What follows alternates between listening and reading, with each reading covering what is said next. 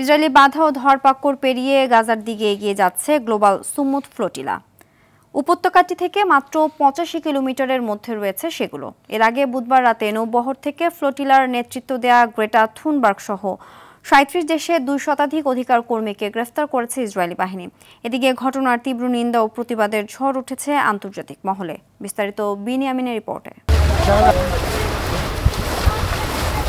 বিরূপ আবহাওয়া কিংবা ইসরায়েলি ধরপাকড় কোনোটি আটকে রাখতে পারেনি ফিলিস্তিনিদের জন্য ত্রাণ নিয়ে যাওয়া গ্লোবাল সুমুদ ফ্লোটিলার নৌবহর। অবশেষে গাজার 50 কিলোমিটারের মধ্যে পৌঁছে গেছে ফিলিস্তিনিদের জন্য ত্রাণ নিয়ে যাওয়া গ্লোবাল সুমুদ ফ্লোটিলার বেশ কয়েকটি নৌযান। সামাজিক যোগাযোগ মাধ্যমে তারা এ তথ্য জানিয়েছে। গাজা থেকে প্রায় 129 কিলোমিটার দূরে ভূমধ্যসাগরে থাকা অবস্থায় বুধবার ফ্লোটিলায় বাধা দেয় ইসরায়েলি বাহিনী। তাদের অর্ধশতাধিক নৌযানের মধ্যে থামিয়ে দেওয়া হয় অন্তত 13টি। এ সময় ফ্লোটিলার নেতৃত্ব দেয়া গ্রেটা থুনবার্গ সহ 37 দেশের আরও 2 শতাধিক অধিকার কর্মীকে আটক করে নিয়ে যায় ইসরায়েলি সেনারা। তাদের ইসরায়েলের একটি বন্দরে নিয়ে যাওয়া হচ্ছে বলে জানায় দেশটি।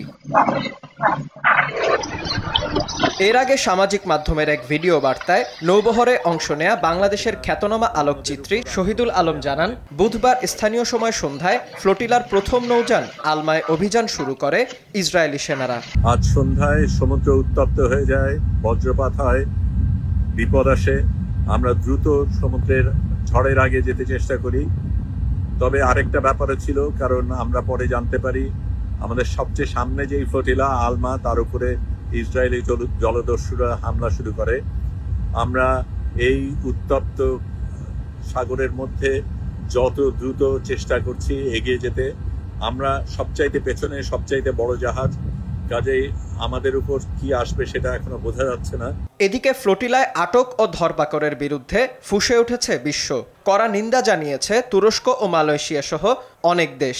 এছাড়া ইসরায়েলের এমন আগ্রাসনের প্রতিবাদে বিক্ষোভ চলছে আর্জেন্টিনা, ইতালি, জার্মানি ও স্পেনে। আটককৃতদের দ্রুত ছেড়ে দিয়ে ফিলিস্তিনে হত্যাযজ্ঞ বন্ধের দাবি তাদের। বিনিয়ামিন, RTV।